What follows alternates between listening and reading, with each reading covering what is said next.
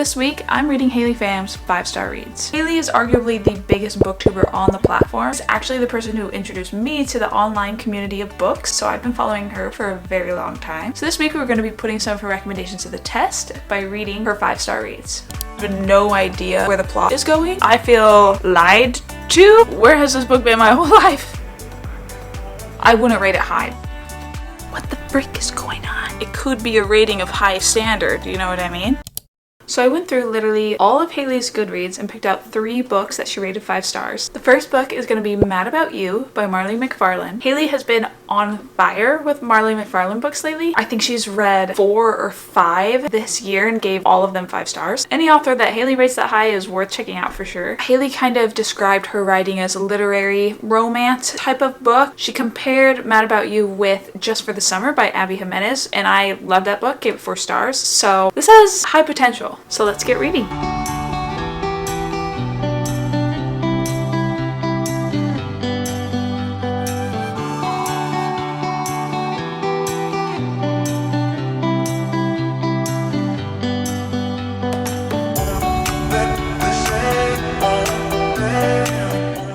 Oh, there's Ted. Okay, I've been reading Mad About You, and I am almost about halfway through. I feel like I can give you a little bit more of a synopsis of what it's about. We're following our main character who gets proposed to by her boyfriend, who she doesn't want to marry. She has made it clear that she's not interested in marriage, she doesn't believe in marriage, but then her boyfriend proposes to her anyways. Long story short, she says no, they're not going to get married. So now she needs to find a place to live, needs to move out of his house, all the stuff that follows a breakup. So she finds a room for rent and moves in with the guy who owns the house, which is, I'm assuming, gonna be the love interest. And her now ex-boyfriend is upset with how things ended and is kind of toxic, dealing with this breakup and how he is continuing to treat her. So yeah, that's kind of all we've gotten so far. It feels pretty slow because I am like 150 pages in, and that's basically all that's happened so far. Really, I'm just getting introduced to the love interest. Like, nothing has happened with the love interest so far. But I think there's potential. You know, even though it's slow to start, I'm hoping the last half will pick up and it'll be a lot more fun and cute. Because right now I kind of have no idea where the plot is going. And I know that romance books in general don't necessarily have like plot going all the time. The romance is the main thing that carries it, but usually there's stuff going on in the background that kind of moves along the timeline where you know where the story is going. There's stuff that they have to do, but this one there's nothing like that. So it's just kind of her moving out and figuring it out as she goes. So I'm curious where this is headed because I genuinely have no idea. Yeah, I'm probably gonna read this tonight. I have some stuff to do during the day, but we'll see how much I get through tonight. Okay, it is the next morning. I stayed up pretty late last night reading, so I have about 50 pages left, almost done. So far, I'm kind of conflicted on my rating, honestly. The writing is really good in the book. Like, this author is in the right profession because she's good at what she does. But my biggest gripe with the book is that this is marketed as a romance book. Literally, that's what the cover says, that's what the back says. I have 50 pages left in the book, and 0 romance has happened with the love interest. Like, they have become friends through a couple of conversations that they've had, but there hasn't been any tension or, you know, romantic moments or like rom-com moments, nothing. There's been absolutely nothing so far. That's where I feel kind of conflicted because it's not like it's a bad book, but if you're telling me that this is a romance book and then I read it expecting romance and I've gotten nothing and there's 50 pages left, I feel lied to, first of all. But then that was my expectation going through the whole book. Every chapter that I go through, I'm like, oh, maybe we're gonna get a moment in this chapter. And I felt like I was waiting for it the whole book, and then it never showed up. The way the book is marketed is like setting up the reader, or at least me, for disappointment, basically, is what it felt like. Because I like the main characters. I like the male main character, I like the female main character, I like their depth, I like their relationship. And don't get me wrong, I love a slow burn. I've read a lot of fantasy books where all you're getting is literal breadcrumbs, but I love it. I eat that up. But this book has literally left a total of 2 breadcrumbs total. Like, that's it. The main character has said that she finds love interest attractive twice, and that's the extent of any romantic relationship whatsoever. And then maybe you're also thinking, oh, well, friends to lovers, like friends to relationships, I like that trope. Okay, I love that trope too, but we have barely had any scenes with them both together as well. Like, there's only been a couple. So, what? That's what I'm saying. I would say that this is more of a women's fiction, literary fiction book about relationships in general, about toxic relationships and bad past relationships specifically. That's what this book is about. Following the main character go through life having to deal with the consequences of having horrible people as exes and how that has affected her in the present day, how that has affected her view on relationships in general and how she deals with that and how she heals from that and moves on. That's what this book is about. And then just like, well, not even any romance, actually. Maybe the last 50 pages, I'm assuming they get together. The entirety of this book so far has not been romance. It's been like a women's fiction, which, again, is not bad. I think the story is good. I think the writing is good. I like the characters. I think it's told in a really well-done way. But that was not what I was told going into the book with how they marketed the book. It's literally put in the romance section. Again, look at that cover. That's a romance cover. Like, the majority of the back of the book talks about the love interest that we have not seen as a love interest at all. So that's where I'm conflicted, because the book is good. I was lied to about what the book is about, and therefore it set me up for disappointment. That's the only way I can explain it. So I don't know on a rating, genuinely. Like, I think the ending will really influence my rating on the book, because I don't know how to rate the book.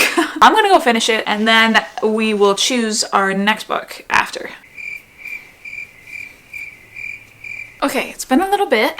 I did finish Mad About You. I still feel conflicted about the book in general, so I don't know what to give my rating for it. Because if I were to rate this as a romance, I wouldn't rate it high because there is no romance really. Obviously you get a little bit more in the last 50 pages, but it's a 400-page book. Like, but then the writing and the actual story, if you don't think about it like a romance, is really good. I'm not a huge literary fan myself. I haven't read a lot of literary, so I'm not sure like how it would compare to other women's fiction literary books. But the author's really witty and I really like her writing style. And something about this book that I really liked is I think it takes place in like London. A lot of the vocabulary that the characters use are just words that I'm not familiar with, that is, you know, general slang for that area. So that was really fun to like kind of get to know some of the words that they use that I wouldn't, obviously, because I'm not from there. So I really enjoyed that part of the book too. I thought it was really funny. Right now, I'm kind of sitting at a 3.5. I don't think I could give it anything higher than that because while the book is good, my experience reading it was not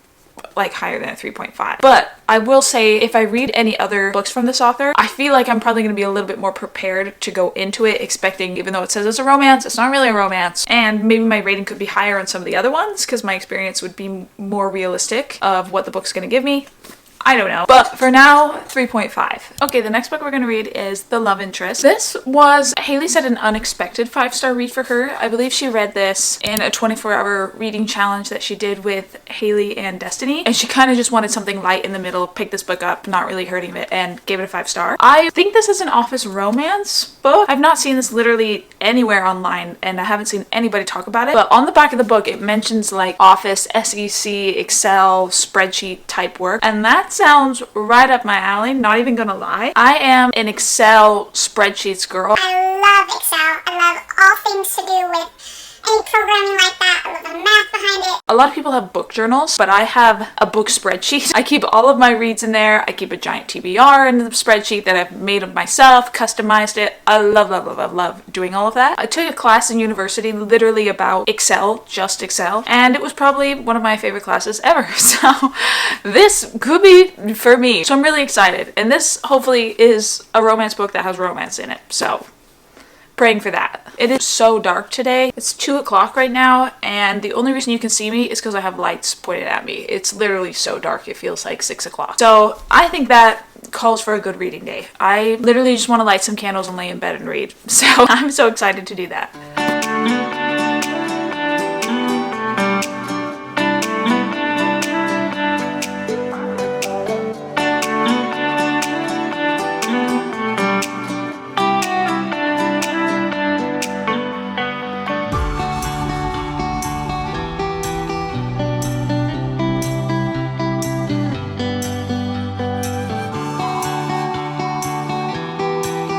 Okay guys, it is the next day. I'm not gonna lie, going into this book wasn't the most excited. Not because of this specific book necessarily, but I just think the last book I really didn't enjoy it. It felt like a chore to get through. So I've been putting off reading this. But last night I was in bed. I'm like, okay, I have an hour before I need to go to sleep because I had a doctor's appointment this morning. So I'm just gonna read in bed because I don't want to like stare at a screen. And oh my gosh, I freaking love this book so much. Like, where has this book been my whole life? The female main character in this book, I freaking love. She is me. Oh my gosh. Okay, so basically what this book is about is I don't even know what her name is, Casey. The premise of this book is Casey works at this big corporate office in finance. She loves her job. She loves what she does. She's good at organization, spreadsheets, finance, is really good at it. She applies for this job that's kind of like a creative director position. And you find out in the first like 3 pages that she ends up not getting the job. And now she hates the guy who did get the job because she didn't get it. But inside, deep down, she also is relieved because she likes what she does. She likes working in finance. Even though it's considered like one of the boring jobs, she finds a lot of fulfillment in her work and she is happy with who she is and how she is. She kind of feels this non-existent pressure. It doesn't come from anything, but she still feels the pressure to be a creative. But right at the beginning, you get so much inner dialogue of her kind of talking about how she's insecure, that she's not like that. Even though she likes the way she is, it's kind of a weird balance. But the way that she has talked about that so far, oh my gosh, I could not relate harder. I could not relate harder. This person is me. I am such like checklist, I am square box, type of person. I literally going to university for math, but I feel like I should be more creative. I should be more outgoing. I should be more of a socialite. You know what I mean? Even though that's just not how I am, and that's okay, and I like myself. And so my thoughts of that is literally her inner dialogue. Like, it is 100% match. And that has just been so cool to see because you really don't find many female main characters in romance books having that type of personality trait. The girl is usually described as quirky, funny, probably has a job in the arts somewhere, kind of doesn't really care what people think about her, all that kind of stuff. And that is literally the opposite of me. And that's okay. Like, I can still read about people like that and enjoy it, but it's just really refreshing to see what if a woman has a different personality than that. I'm out of breath. The guy who got the job that she applied for, Alex, is basically the exact opposite of her. He is the embodiment of all the things that she is insecure about herself with. He's very outgoing. He's very creative. He's the life of the party, very charming. People like him. He can do really good with small talk. You know what I mean? And she is not like that. So seeing him kind of is just like a physical representation of all the things that she is insecure about in herself. So she doesn't like him, obviously. But it tells you right on the back that he is the love interest for her. He is the main male character. And what I think is so funny is my husband in real life is Alex in here. And I am literally Casey. I don't know how somebody literally saw my life and my brain and was like, that would make a good book. That's what I feel like this book is. And I'm loving it so far. Genuinely, I'm loving it so much. And you can tell that the guy is like already in love with her and they've had like 3 conversations and he just like loves her. And I'm all for that, honestly. I love it when the guy falls first. I went to the doctor's this morning, like I said, all by myself. So I got myself a donut. So all I want to do is read this book and eat my donut for the rest of the day. But yeah, again, I'm only on chapter 7. I am on page 54. And I don't want to jinx myself, so I don't want to say it, but this possibly is looking like it could be a rating of high standard, you know what I mean? If I had the time, I probably would just binge this all tonight, but I probably won't be able to. But we'll see. I'll update you later. 5 stars. 5 stars. This is massively underhyped, needs more attention. Great balance between rom-com and realism. My favorite romance book of the entire year. 5 stars. I love this so much. Please read. Please read. Hello again. It is some time later. I don't even know. I just got the 3rd and final book of this video from the library so we can continue reading. We've read 2 romances so far for Haley's 5-star read, so I thought we'd switch it up a little bit and go with a thriller. The last 5-star thriller that Haley has on her The last 5-star thriller that Haley has on her Goodreads that I haven't read already is None of This Is True by Lisa Jewell. This is definitely an older book talk book that has got a lot of hype. It has a 4-star rating on Goodreads, which is a hard rating to get just in general, but even harder for a thriller to get. Thrillers usually don't get really high ratings. I honestly have read quite a few thrillers from Haley's recommendations, and none of them have been 5 stars yet. So maybe this is the one.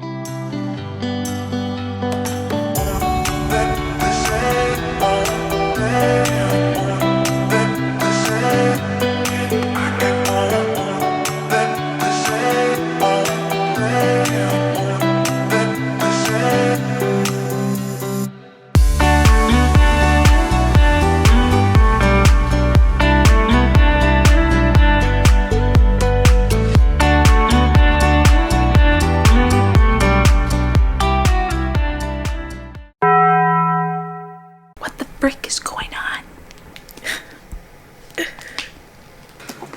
Okay, it's literally almost 3 a.m. and I just finished the book.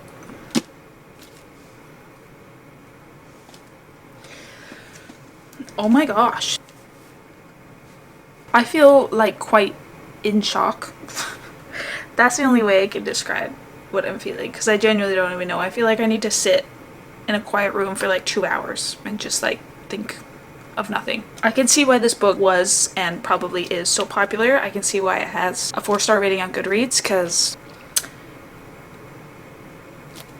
yeah, I'm just gonna do a brief synopsis. This book follows 2 women. One of them is a podcaster. She has been doing a podcast interviewing women who have been through a lot of hardship in life, bad situations, bad marriages, bad living situations, bad family, that kind of stuff, but they are now all very successful women. So it follows the podcast woman, and then it also follows a different woman. This woman and the podcast woman happened to be in the restaurant on the same day, celebrating their birthdays, which were on the same day. So they kind of meet in the bathroom and they're like, hey, both of us are having our birthdays today, that's so funny, ha ha ha. They go their separate ways. Then these 2 women happen to meet at a later time, and the other woman says, hey, I looked you up and I see that you are a podcast host. I've listened to all your podcasts and I think you should interview me. I think I need to be on your podcast. You tell stories about women who have been through a lot of stuff and then make a great change in their life, and you interview them after all that has happened. What if you interview someone who is going through that change right now, who's about to change her life? And podcast woman is like, what the frick? What do you mean? You're kind of weird. Like, I don't even know you. What is going on? So podcast woman is intrigued and it's like, okay, let's do a trial run. Tell me some of your story. What's going on? And so other woman starts telling her story in the podcast, and it is like, starts off with a banger. Absolutely crazy stuff is going on. So podcast woman is hooked. Like, this woman has a story to tell.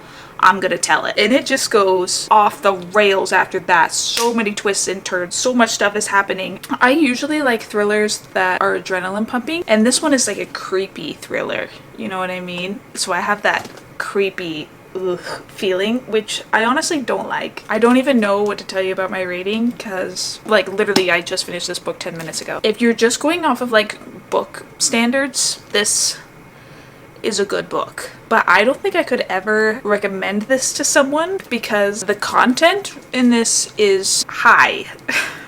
I don't know how else to say that. Like, heavy trigger warning type of content. Nothing graphic, but it's just talked about. Very disturbing topics. Yeah, I just feel in shock. I don't even know what to say. I can see why Haley gave it 5 stars. Absolutely, I can see why Haley gave it 5 stars. I think I'm gonna have to sit on it and talk to you tomorrow, because I don't know. Am I gonna be able to sleep? I'm not sure. I'm gonna sneeze. Okay, excuse me. Ugh. Okay, it's the next day, no longer the middle of the night. Because last time I updated you, it was in the middle of the night, and I probably seemed a little bit crazy.